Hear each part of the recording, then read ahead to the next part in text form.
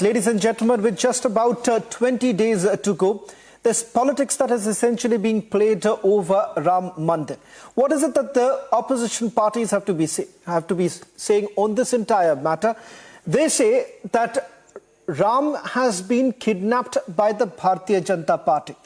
In fact, when invites were actually sent to the opposition members, particularly to Sonia Gandhi, Mallikarjun Kharge, as well as Adhir Ranjan Chaudhary, their own leaders, their own party leaders said that why exactly would you bring religion into politics? It should be an individual decision that should be taken. But at the same time, you have INDI Alliance members starting from IUML as well as left parties taking on the Congress party. Left says there is no question of attending the Ram Mandir inauguration. On the other hand, including the Shiva Sena says that as far as Ram Mandir goes, it has been hijacked completely by the Bharatiya Janata Party. Another horrendous statement that was actually made by a Congress minister in the state of Karnataka. He says, after all, their Ram happens to be the chief minister of Karnataka, and the Ram in Ayodhya belongs to the Bharatiya Janata Party. Ladies and gentlemen, while the entire nation will be coming together to celebrate what many would say a historic moment, you have the political parties, especially the opposition parties, perhaps gracefully walking into a trap that has been laid by the Bharatiya Janata Party by simply, once again, putting out statements which many would say is only insulting in nature. Take a look at this report and then we begin the burning question.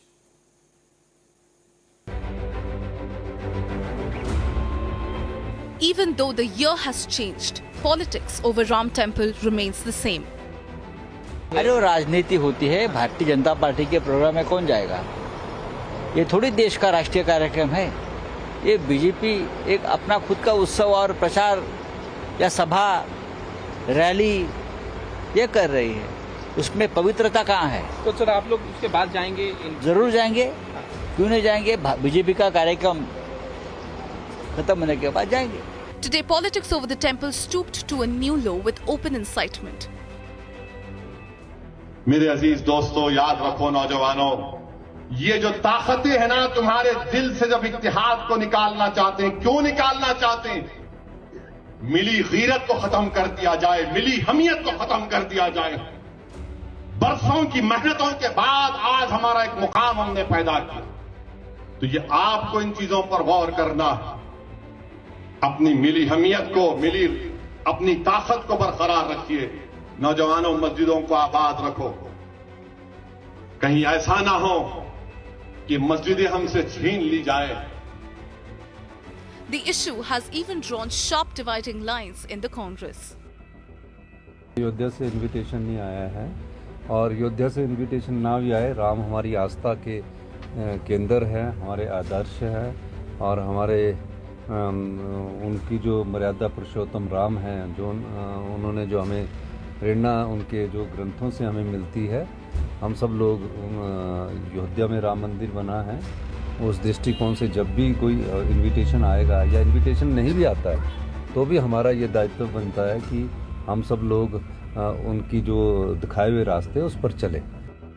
The BJP has hit out at the opposition over its stance on the temple. मानसिक दिवालियापन है उनका, मानसिक दिवालियापन। वो सोनिया गांधी जी को, राहुल गांधी को खुश करने की परिक्रमावादिता में भारत के पुरातत्व का, भारत के ईस्ट, करोड़ों भारतीयों के ईस्ट, भारत के मर्यादा पुरुषोत्तम श्री राम का अपमान कर रहे हैं। Yogi Adityanath has hit back at the opposition over the temple. Ayodhya जाने में लोग संकोच करते थे, अयोध्या का नाम लेने में जिनको संकोच होता था, आज वे भी कहते हैं कि हमें भी निमंत्रण मिलेगा तो हम भी जाएंगे। Even as the nation awaits the opening of the grand Ram temple, politics over the issue refuses to pause. Should the opposition not join the nation in celebrating the inauguration? Let's debate. Ladies and gentlemen, the Congress party appears to be in a cleft stick when it comes to the invitation that has been sent out on the Pran Pratishta. It also threatens to stir a discord within the INDI alliance. Look at the statements. I'll just refer to some of the statements for the benefit of our viewers as well as some of our panelists joining here. Starting from the INDI alliance member Sharad Pawar, and then you have Shashi Tharoor of the Congress party, and the list goes on. You also have the Trinamool Congress, who has basically indicated that there is a possibility that the Chief Minister of West Bengal may not be going ahead with this particular event. But as far as Sonia Gandhi is concerned, some within the Congress party say that, especially the likes of Digvijay Singh, say that she's going to attend. The question here is that why not have a stand which is unanimous in nature? And more importantly, what really happens to the Chunavi Hindus? That's the bigger question that is being asked by many. Joining us on this broadcast is Ravinder Dhul, who's a political analyst, Anirban Banerjee, political analyst, and Akhilesh Katiyar, Joint National Secretary of the Samajwadi Party. Akhilesh जी, सबसे पहले सवाल आपसे करना चाहूंगा, प्राण प्रतिष्ठा को लेकर कई लोग राजनीति करने लग गए हैं। कुछ लोग ये कहते हैं कि आखिरकार ये भाजपा की इवेंट है, आपके ही पार्टी के अंदर कई लोग यह कहते हैं कि आखिरकार राम मंदिर को लेकर हम क्यों पीछे हटे, हम जरूर अटेंड करेंगे। कुछ लोग ऐसे भी आपके पार्टी में वो कहते हैं कि आखिरकार रिलीजन को लेकर, आस्था को लेकर आप राजनीति कब तक करेंगे?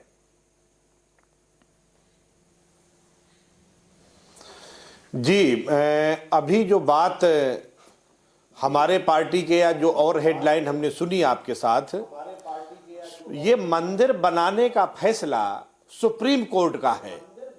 सुप्रीम कोर्ट ने डायरेक्शन दी, सुप्रीम कोर्ट ने फैसला दिया और आज वहां मंदिर बन रहा है। ये कोई भारतीय जनता पार्टी का एजेंडा तो नहीं है कि हमने किया है। और दूसरा, ये मंदिर 22 तारीख को जो शुरू होगा, प्राण प्रतिष्ठा और जो भी कार्यक्रम होने हैं, सभी को सब जगह पे मंदिर हैं। भगवान राम के हजारों मंदिर हैं देश में, लोग जाते हैं, आते हैं, कुछ उस दिन जाएंगे, कुछ उसके बाद भी जाएंगे।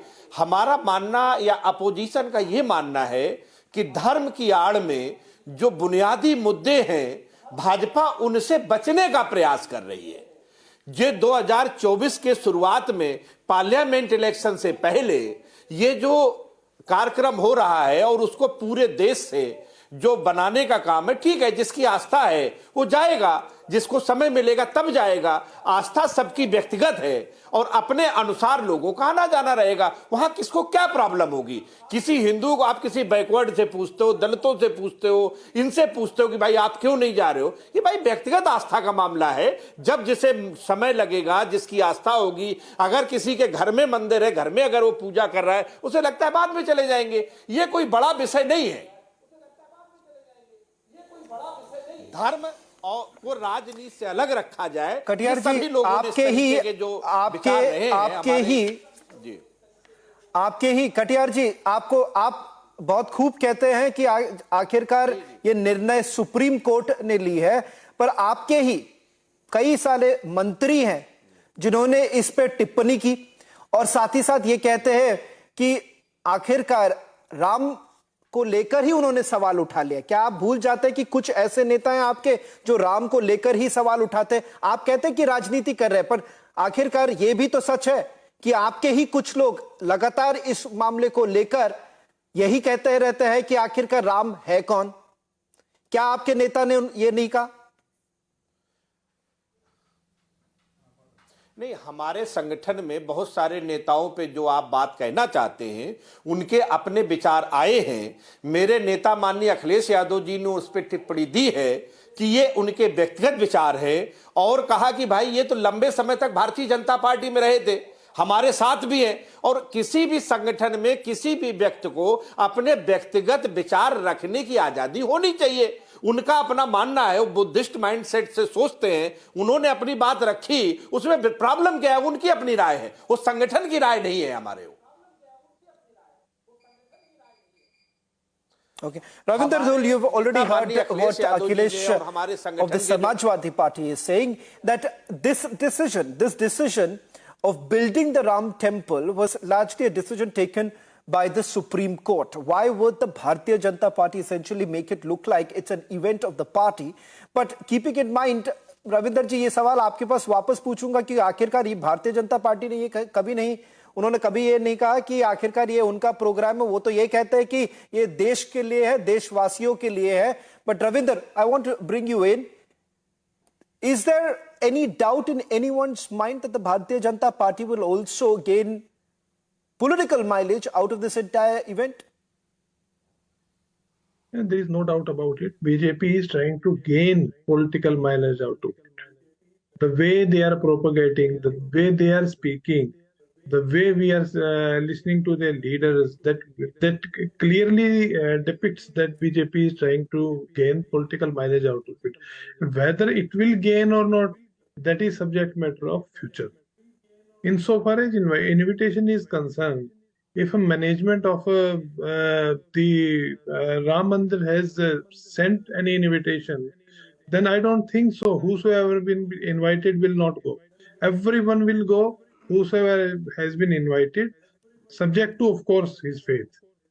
Yes, I agree to his statement to that effect, that it was a decision of the court, and everyone has accepted it with open heart, and even all parties are more or less satisfied because of the decision of the Honorable Supreme Court. And after that, in compliance of that decision, the mandir, the temple has been going to be built.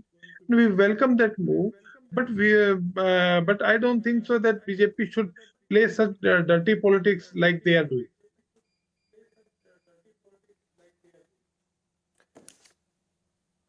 Dirty politics, you say it's dirty politics, Ravinder Dhul, but within the party that you are basically leaning towards, you also have Digvijay Singh coming out in the open saying that, look here, my party stands clear. Sonia Gandhi has said this in the past, that there is no question of not attending the Ram Mandir inauguration. So there is a division within your own party. Shashi Tharoor says that why exactly mix religion with politics? Then he goes on to say it's an individual decision to be taken. Then you say that, okay, look here, we'll have to think about it because perhaps your alliance members, IUML, will not take it very kindly. See, the basic principle of politics is that we should not mix religion with politics. That is what Mr. Tharoor has said. Insofar as Ms. Sonia Gandhi has, Mr. Digvijay Singh has said, we must understand that he has opined upon this, that there is no question that she will not attend. If she is attending, that is her personal faith. It is not party decision. It should not be party decision at all. Because faith cannot be mixed with politics. Rakesh Tripathi of the Bharatiya Janata Party is also joining us. Rakesh Tripathi, Ravinder Dhul of the Congress Party, leaning towards the Congress Party, says that you've been playing dirty politics over it. Shiva Sena's leader says that you've kidnapped Ram. Then you also have Akhilesh Katiyar of the Samajwadi Party saying that, look here, we are not opposing it. We are simply saying that why bring in politics into it? So you are essentially being accused of perhaps garnering political mileage over something that should be for everyone, not being only the custodian. You can't be the custodian of it. मुझे बड़ा आश्चर्य होता है जब लोग ये कहते हैं कि पॉलिटिक्स के साथ रिलीजन को मिक्स नहीं करना चाहिए। ये वो लोग कह रहे होते हैं जो सरकारी खर्च पर प्रधानमंत्री आवासों में, मुख्यमंत्री आवासों में कैसे रोजा बिना रखे हुए इफ्तार की पार्टियां कराया करते थे। तब पॉलिटिक्स के साथ रिलीजन मिक्स नहीं हुआ करती थी, लेकिन हमारी सांस्कृतिक चेतना के प्रतीक, हमारे आराध्य, हमारे प्रभु, हमारे ईष्ट प्रभु राम टेंट में रह रहे थे। उनके पास रहने के लिए उनका भव्य मंदिर नहीं था। इस बात को लेकर के अगर हम अपना पॉलिटिकल कमिटमेंट करते हैं तो इसको बुरा लगता था। सवाल पूछा करते थे कि तारीख नहीं बताएंगे, तारीख नहीं बताएंगे। और आज भारतीय जनता पार्टी से कह रहे हैं कि भारतीय जनता पार्टी राजनीतिकरण करने का काम कर रही है।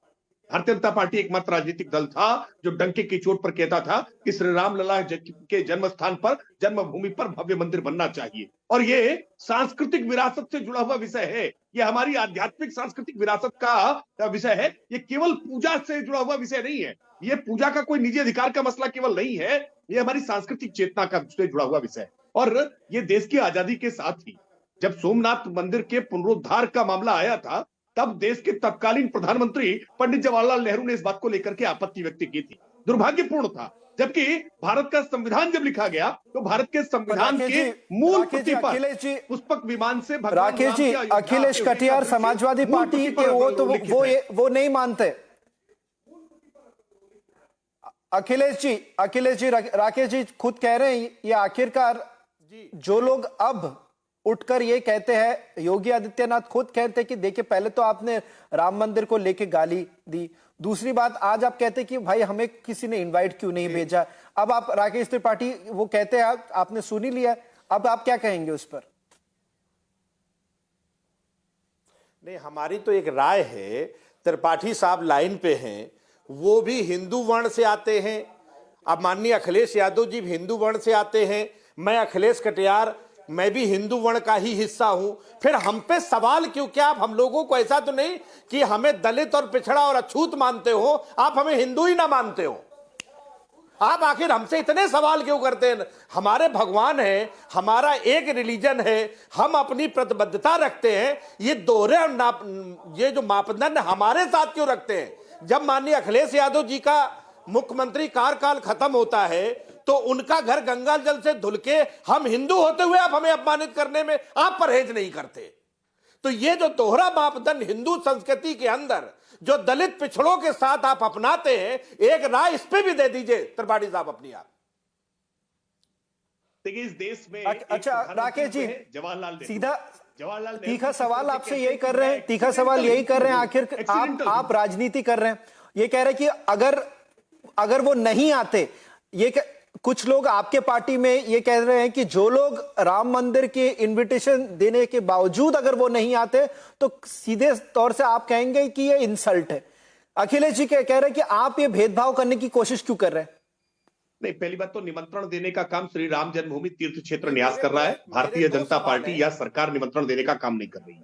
दूसरी बात, आज वो लोग निमंत्रण की बात कर रहे हैं, सवाल पूछ रहे हैं कि अखिलेश जी इनसे सवाल क्यों पूछा जा रहा है?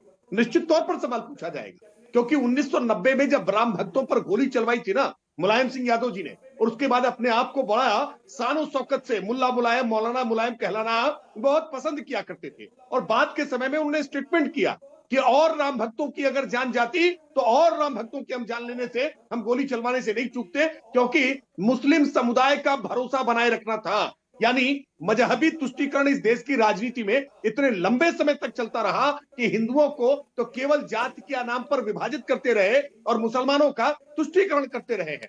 हम ये कहते हैं सम्मान सभी का, कि तुष्टीकरण किसी का नहीं। आप ये कह रहे हैं कि राजनीति तुष्टीकरण की है, पर जब यही सवाल, let me also get in the Trinamool Congress right now, leaning towards the Trinamool Congress, Anirban, you would also be accused of Muslim appeasement. The fact of the matter is this, that on certain occasions, your party has been at the forefront of it. Your party has never perhaps shied away for whatever reasons. Your party has actually taken a strong position on various other religious events. So how exactly does the Ram Mandir issue become such a very, perhaps the sticking point where you say that, look here, this is only BJP's appeasement politics?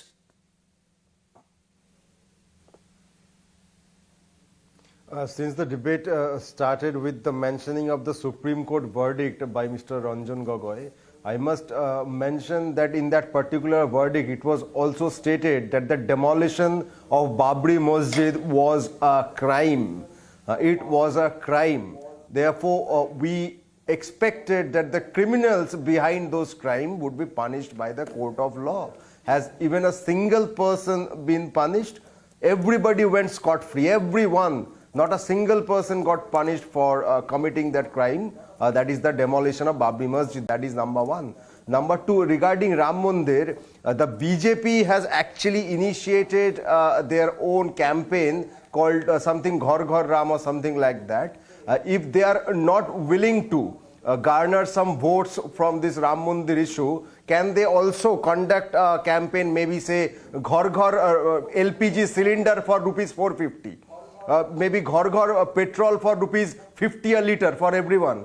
Maybe Ghar Ghar job for everyone. Can they initiate a campaign like this? They are particularly using, or rather misusing, this issue of Ram Mandir to completely put away the issues about jobs, about inflation, about the lack of lawless rule of law in most of the BJP ruled states, and also the fact that in the rule of BJP, whatever they promised in 2014, almost 10 years are gone. Just bring up the manifesto from 2014 regarding the basic issues. None of them have been fulfilled, not a single one. Whether it is the price of petrol, diesel, LPG, whether it is jobs, whether it is black money, whether it is securing the basic rights of women, they have done nothing about it. In fact, what they have done is ask votes for the dead soldiers in 2019 in Pulwama, and now they are asking for votes in the name of Lord Ram. Rakesh ji, आपने अनिर्बान की बात भी सुन ली. Can we just have a quick point with Ravinder Deolavdi leaning towards the Congress party and Rakesh ji? Rakesh ji, Trinamool Congress leaning, Anirban ये कहते हैं कि आखिरकार आप इसीलिए राम मंदिर पे सिर्फ बात करना चाहते हैं क्योंकि आपको प्राइस को लेकर, इन्फ्लेशन को लेकर बात नहीं करना है, नौकरियों को लेकर बात नहीं करना है. इसीलिए आप कहीं ना कहीं इसी आड़ में रहते हैं कि चलिए ये बताइए कि आप कितने हिंदू हैं, कितने हिंदू कम हैं आप. देखिए, अभी हालिया संपन्न 5 राज्यों के विधानसभा चुनाव में यही सारे मुद्दे लेकर के मध्य प्रदेश गए थे विपक्ष, समूचा विपक्ष. यही मुद्दे लेकर के छत्तीसगढ़ गए थे, यही मुद्दे लेकर के राजस्थान में गए थे. लेकिन जनता ने तो समर्थन भारतीय जनता पार्टी के पक्ष में दे दिया, क्योंकि जनता ये महसूस कर रही है कि आज केवल प्रभुराम का मंदिर ही नहीं बना है. इस देश में 4 करोड़ लोगों के पक्के घर बने हैं. इस देश में 10 करोड़ से ज्यादा लोगों के घर में आज सिलेंडर उज्ज्वला योजना के तहत पहुंचाने का काम किया है. इस देश में 13 करोड़. राकेश जी, एक आखिरी बार मैं अनिर्बान के पास जाना चाहता हूं. Anirban, the people, Rakesh ji of the BJP says that you have gone with this poll plank to the Hindi heartland and you have seen what has really happened. As far as the Congress party is concerned, they were completely demolished. So the answer has come from the people of India, not from the Bharatiya Janata Party. Shaun, the Hindi heartland is the Hindi heartland, India is India. Hindi heartland is a part of India, it's not India itself. India comprises of many states apart from the Hindi heartland states as well. And in many of the eastern and southern states, the BJP is, you have to use a telescope to find them. But what I wanted to point out is they promised rupees 450 a cylinder in Rajasthan. And now Shubhendu Adhikari, a leader in West Bengal, the BJP leader, he is saying if we come to power, we will also give rupees 450 a cylinder. Boss, you are in power in Delhi at the union level. Give everyone, all the states, rupees 450 a cylinder. What's the problem? Why are you giving it only one state, 2 states? Give it to the whole country. Or are you only concerned with the Hindi heartland and you want the rest of the country to go to the dogs? Rakesh ji 30 second पे इस पर जवाब. नहीं, ये TMC सवाल उठा रही है कि भारतीय जनता पार्टी हिंदी पट्टी के क्षेत्र में चुनाव जीती है और वो पूरा देश नहीं है.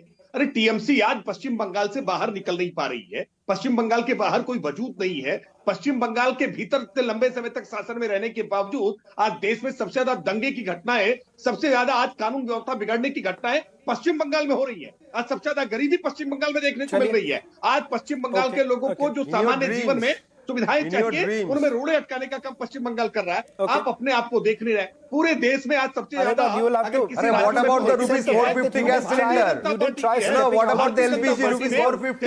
Anirban, you will have to at least admit the facts. Okay. Anirban, you will have to admit one thing. Perhaps in the next debate we can take this up.